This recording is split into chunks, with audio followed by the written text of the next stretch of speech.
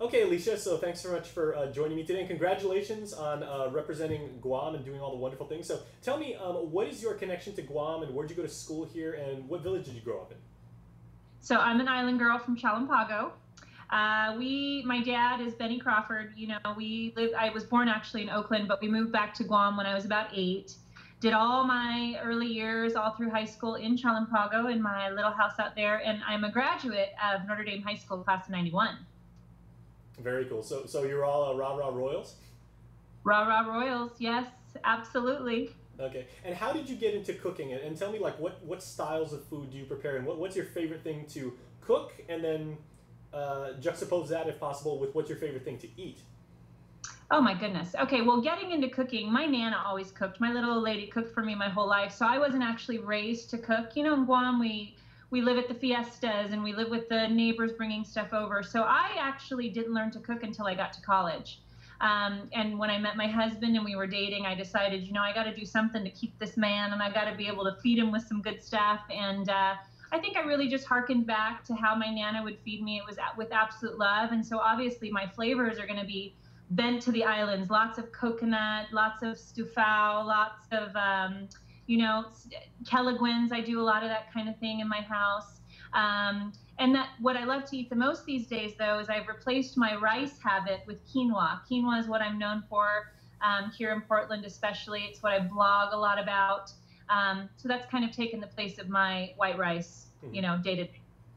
Now, obviously, coming from Guam, there's a very strong slant, as you said, on comfort food. And then when you go to Portland, because of the weather, is almost the exact opposite of here. Have you kind of like extended that too? So, foods that would make you, want to stay in, and maybe like a hot bowl of soup or something to just, like watch a movie, read a book? Yeah, well, it's funny because, being in Guam, comfort food to me was kadu in the middle of the afternoon after school. And so even for me here, I will make kadu when it's cold, but I'll also make kadu here in the middle of the summer because to me, I can still eat that when it's hot.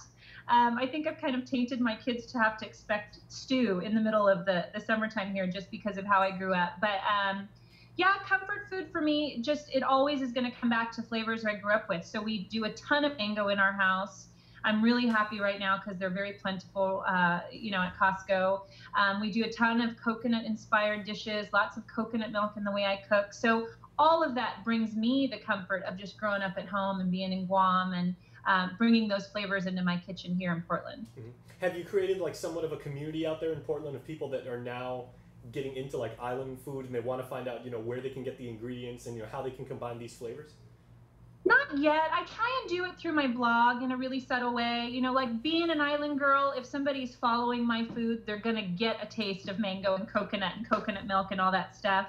I did do a dish here on our local television station. I made chicken kelagwin and, told everybody it's a quick chicken salad, to make on a weeknight when you're short on time. But I haven't gotten into that community yet, though, where it's sharing those kinds of ingredients or recipes beyond just what you'd find on my website. Okay, and real quick before we go, how have you used social media to kind of connect with new friends, and then share information with people you went to school with when you were out here, and friends and family? Oh, I love social media. I've been on social media since probably 2009, with Facebook primarily, and then just connecting through my blog. I do a ton of Twitter. I'm Rebel Grain on Twitter. I'm Rebel Grain on Facebook. But what's beautiful is I have reconnected with all my old sisters from, Notre Dame. And I just love seeing where families have gone and just kind of how we've all gone on through life and stayed close. So social media to me is huge because it's the way I get to stay connected with my island people. All right, Elisha, thanks so much. We appreciate the time, and we'll catch up with you soon. I appreciate it.